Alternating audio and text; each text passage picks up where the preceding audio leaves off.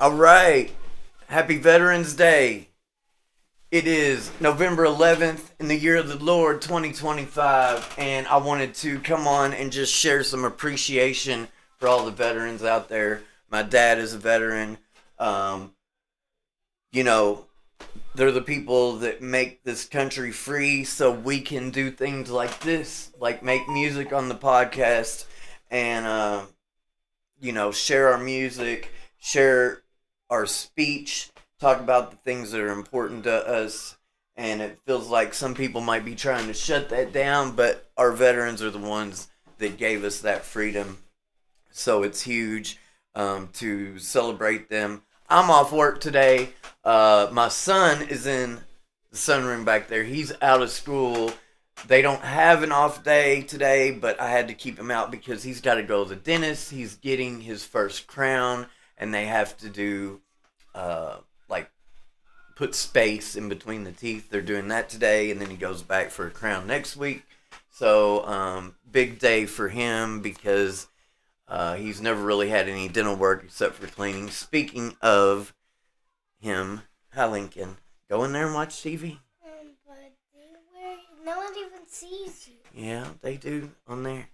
But anyway, nobody's on here right now. Go on in there. I'm lucky. No, you go in there. I'll be done in a minute. You got your nutcracker? Go on. All right. So you see life as it is for me on this one today. You know, dad life, music life, just what we do. We had to go to the. I know it's not for a little while. We're gonna be ready. I'm not gonna be on here very long. But I want to share. Go on in there. Yeah. Okay, you can take it. Go in there and watch Ryan. So, I want to share some of what I've been working on. I've got two projects going on. I'm remixing a song that I put out in the summer. I like this song a lot, and I usually never go back and take things down and redo them once they're on streaming. I usually have the mix I like, but for some reason I got really in the trenches with this and lost a bit of perspective on it, I think. And I've been noticing that there's some frequencies that are standing out, and they need it carved out, and it's just driving me crazy. I've got that mix done. In the box version, I've got it remixed. I've got it the way I like it. I've just got to patch in all the outboard gear, run it through the outboard gear, because I do like to get a hybrid mix where I just go out through my TG2 mic preamps and get that transformer saturation that really makes things warmer, gives it more of a console type of feel like it was done in a more analog way. And I do all my recordings very analog. I've got a Neve 1073, that's what this is going through. I've got an 1176, that's also what this is going through. And then I've got Chandler TG2 mic preamps down there. That's what I run my mixes through. I record guitars on them. If you click on the live stream, do me a favor and say hi in the chat. If you have any questions or anything you want to talk about, just put them in the chat and we'll talk about whatever you want to talk about. I've got the live replay, the chat replay set up, so if people go on and watch this later, they will see the chat comments. We'll talk about a little bit of music news because there's a couple of exciting things that are happening in music right now that I wanted to share. But besides that remix that I'm doing, I have a lot of the music done for another song. Like I have all the basic tracks done. I'll probably add some percussion, maybe some synth parts, but I have the basic drums, bass, and guitar for a new track done. And I thought I'd share that with you because I'm really happy with how this is sounding. The main thing that's coming up next on this is the vocals. We're going to put vocals on, and then we'll do maybe some just guitar fills, put in some cool licks, throughout the song, do some synthesizer stuff on it. I'm really liking the minimal amount of tracks on this with the song that I'm remixing. that's one thing that I noticed really helped. I muted a few parts. Specifically in this one section, I had 3 guitar parts, basically left, center, and right, triple tracked, but not triples, different parts on on all those pan points.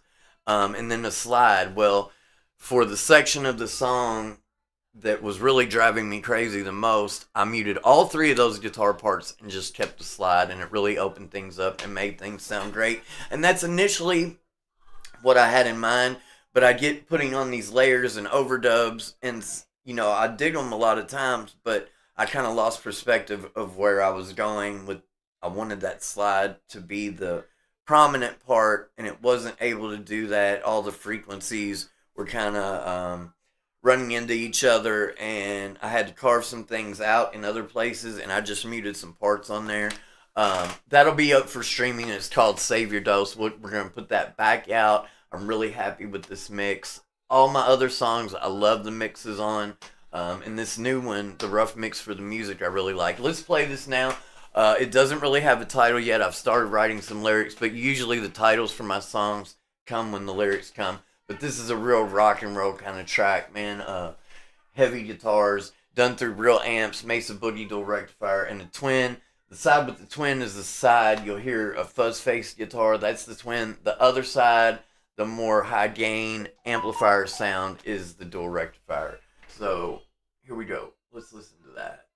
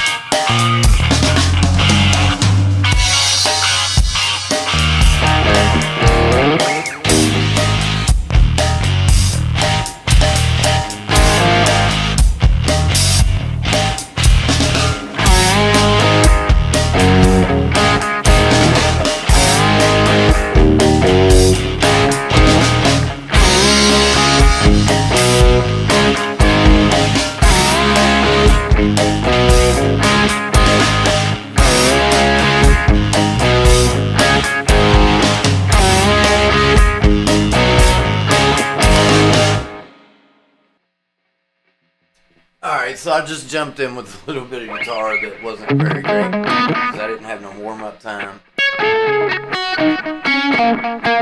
But I really like that track. So the main riff is this little.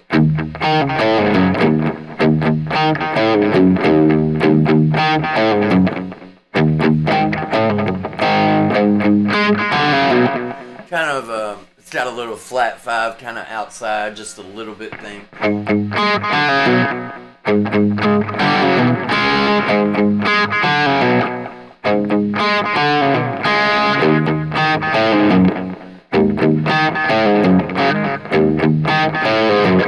So I was playing pretty rough when I was playing those lead things. I haven't really started working on. A lot of times I like to work out a solo, but I'll throw in a lot of like fill things, you know, like just little pretty things throughout the song. The other part, the other like B section, so there's like a B section, they kind of repeat, and then there's a bridge, and then it goes back to the like chorus section for the outro. That's a form I like to use a lot. And I play the whole song, like I'll put in little parts that are just a little bit different. I don't just duplicate the tracks, you know. I don't make copies of the tracks and like chorus verse, and have them the same, exactly the same. There's little differences in there. But the other part is with the Bigsby pedal, so I've got it going a full step down, and I just like, it's almost like sliding into that first little lick, so it's like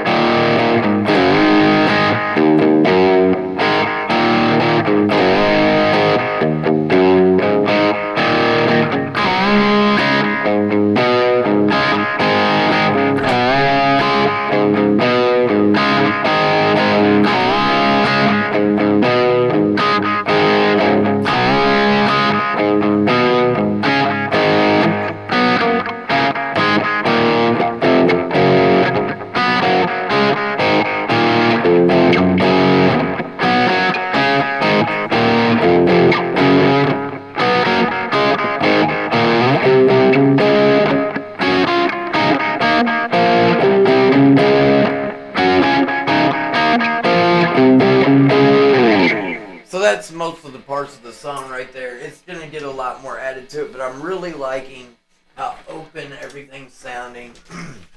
I was just playing through Amp Sim right there. Everything was really done through real amps. I'm trying out new times on the live streams because, you know, like my long form videos are still doing pretty good. The latest one, it's about outboard gear. It's got over 300 views, which is pretty decent for me. My best views were happening about a year and a half ago. I did like a video on Rupert Neve, one on Mike Campbell, some guitar videos.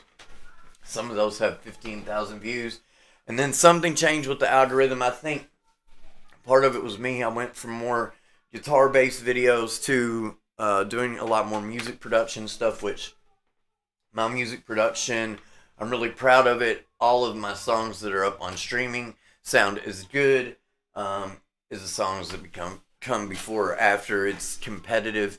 You know, sounds like the music belongs there. And so this video on outboard gear is done pretty good. And then I've got a new idea for video that I'm going to start working on maybe tonight, very soon. About how what I do is the best gig in music. Because there are people that are studio players and things that you see on YouTube a lot. And they're great players and they play cool shit. But when they're on the clock getting paid and actually doing what they do, they don't have much input creatively. I mean, they'll have input on their guitar licks or whatever if they're a studio player, but everything I do here, I'm a music producer, I'm a video editor, I make content, but the main thing that I love to do is make my music and put that shit out. And I do it under no direction from anyone else. I'm not taking any orders. And, you know, there's unlimited potential with these things. I'm starting to see some good results. Like my last song just got playlisted. Things are starting to happen. I feel like YouTube's doing good with the exception of these damn live streams that, there's nobody in the chat right now. But if you, like, I always put them up on Facebook, Instagram, and Threads when I'm getting ready to do a live stream. If you see that, go ahead and click on the live stream, come over and just say hi. If you're catching this later, hit that subscribe button because this is what we do. We make music. We celebrate the veterans. And we're going to keep this one a little shorter because my son's back there. You saw him if you were on earlier. I want to talk about a few music things. One thing that really stuck out to me that was announced this week is Sublime with Bradley Knowles' son. I think his name's Jacob. Love Sublime. Always have. Like, before anybody knew who they were, I love Sublime. And they're doing a couple dates at Red Rocks in Colorado, which I've always wanted to go to Red Rocks and see a show. And I would love for it to be this one, actually.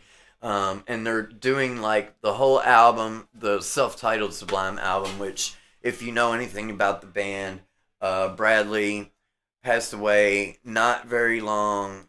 Maybe it was even before the album actually came out. If not, it was very soon after that Sublime album, self-titled, came out. He passed away. And it's the album that really blew Sublime up, and they really couldn't enjoy it because Bradley passed away.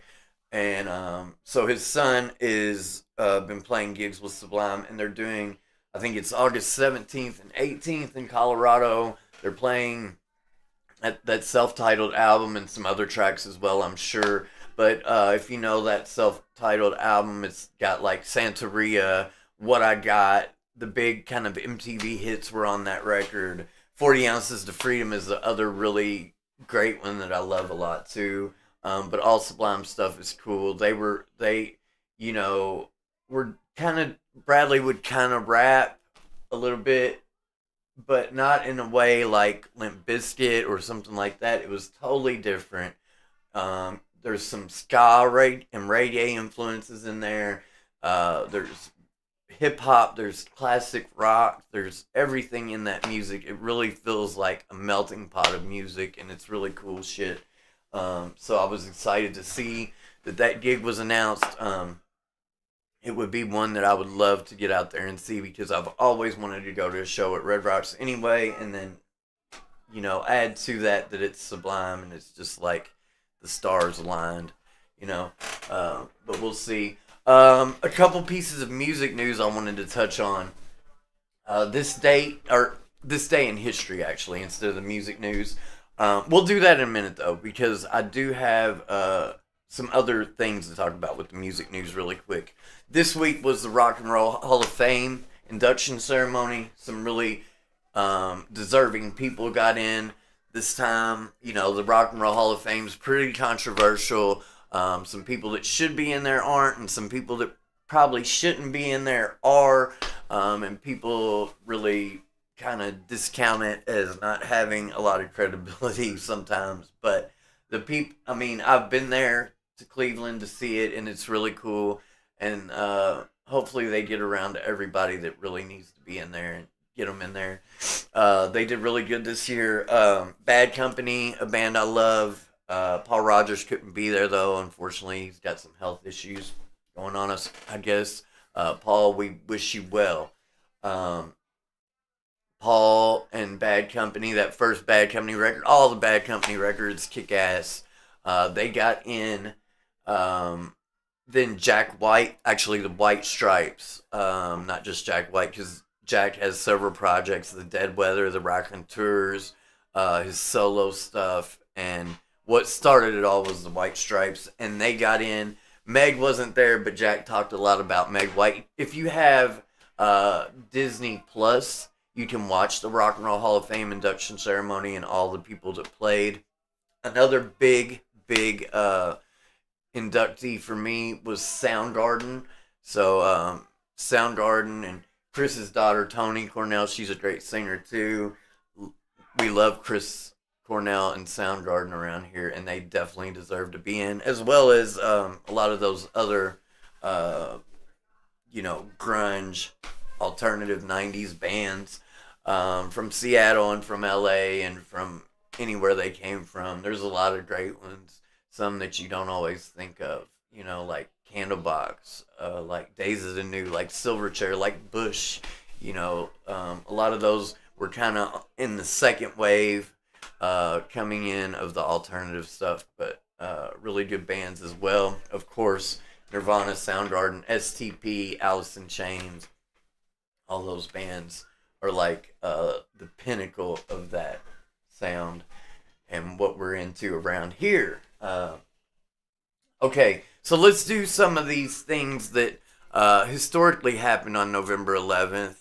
I'm just going off the top of my head. Sometimes I have a little cheat sheet here, but there was just a few things since we're doing a shortened version of this live stream today.